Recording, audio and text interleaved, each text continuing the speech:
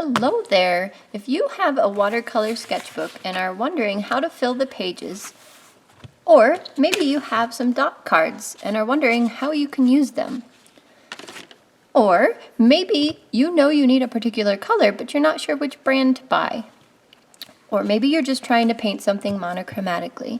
If any of that is the case for you, then you are in the right place, so stay tuned. I have a really fun group of ideas for you.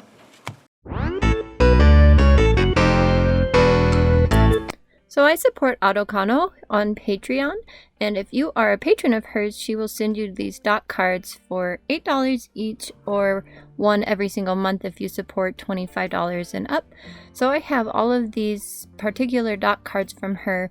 They're all one color and different brands, so it's really great because I want an indigo. I'm just not sure which brand that I want to get, so I will be testing these out to see exactly which brand of indigo that I like the best. I'm hoping it's Core because I have Core paints already, but we'll see. We'll see how that goes. So if you have dot cards, then pull them out and join me on this really fun sketchbook project because it's a great way to fill in a lot of pages and have a blast painting monochromatically at the same time. It's so fun.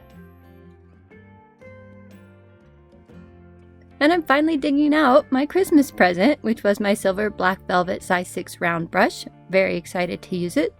I've already brought it to the sink and gotten rid of the sizing on it. So, question of the day, what is your absolute favorite watercolor brush? I cannot wait to read your answers in the comments below, so make sure you pause the video and stick your answers down in there real quick. Back to the painting. I have wet the dot card right on the dot card itself, and I am just doing a spiral pattern from light to darker, and it really struck me with this paint that it's very dark. It's not nearly as blue tinted as I expected. It reminds me definitely more of Payne's gray than indigo, so I was kind of curious if all the indigos were going to be like that, so wait and stay tuned and find out. And at the end there I just stuck a little bit of salt on there, and then I saw a place that needed blended more even with the salt on there. I was just trying to avoid it a little bit and get the gradient basically that I was hoping for in that middle section. I didn't want that hard line. I know you couldn't really see it in the video, but while I was waiting for that to dry, I went ahead and got the other side ready with the next indigo, which is from Holbein. Don't worry, we'll go back to the other one. I just needed some dry time. And I just did that little sample in the bottom left corner to see how it dispersed in water.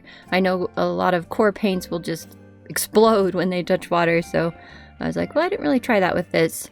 And then I was kind of inspired by the turtle that I just did on Friday. If you haven't seen that video, I'll link it up in the iCard in the corner. Then you can also go to my channel and check it out. I just did a turtle in alcohol inks, and I just wanted to do another one because I like turtles. They're cute. And then the challenge here was trying to find plants that look like they would live underwater, so I just made it up and tried to get some things that maybe would look like coral, using a very concentrated version of this Daniel Smith indigo to get the dark colors, and just kind of outlined them in these dark plants. And then at the end there I add a couple little fishies, and pretty well call that good. And then the favorite part of painting is taking that tape off. I love this part. You kind of see the finished product here and what it looks like without all the mess around it. I'll give you a close-up color corrected version, and there it is. So you can see it's very dark. It's not very blue tinted. It looks actually a little more purple tinted in this version here. So you can see how much I have left on that dot card, almost all of it. So you could do several little paintings like that with just one of these dot cards. And Alkali, she's very generous with her dot cards, so that's another thing. So this time I decided to try that dispersion test right at the beginning, so I would know if it exploded in water or not. Especially on this one, I planned to do a very wet painting, and I needed to know how it worked.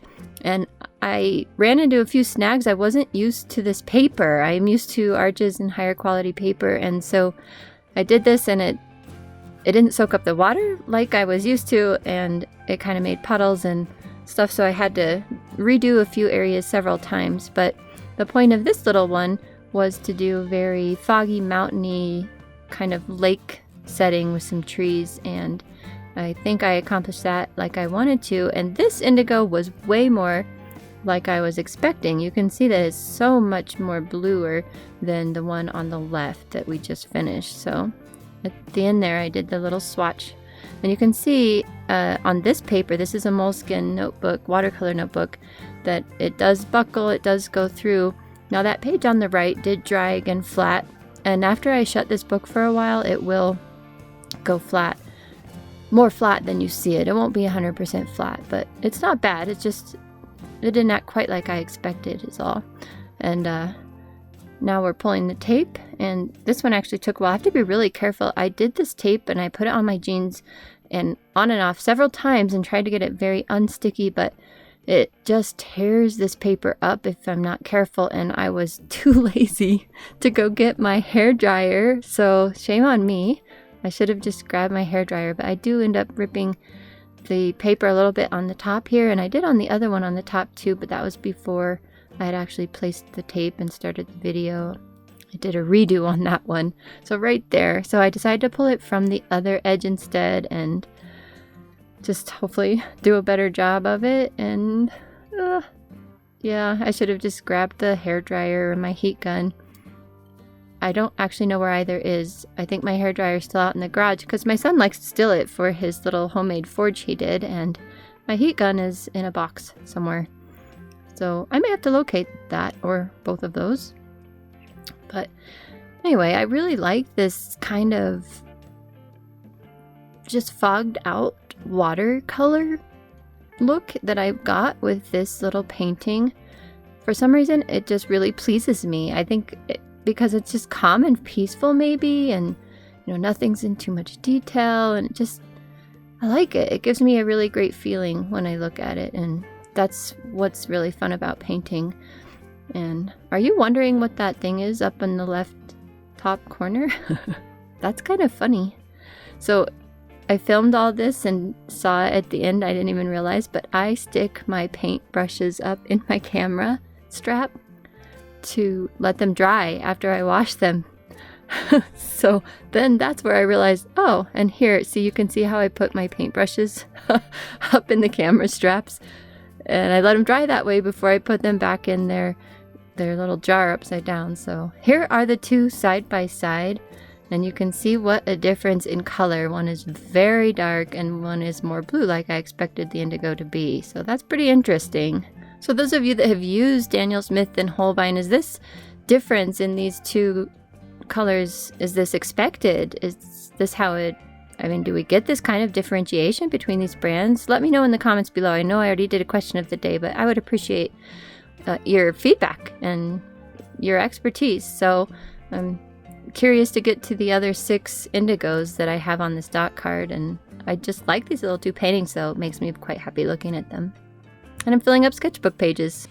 Thank you so much for joining me on this adventure today. We only got through 2 of the 8 indigo dot cards that I have, so stay tuned for future videos. I will get through the remaining 6, probably all in one video, so you don't have to sit through a bunch of indigo videos. Anyway, I hope you enjoyed it. Please like and subscribe down below so that you don't miss anything coming up.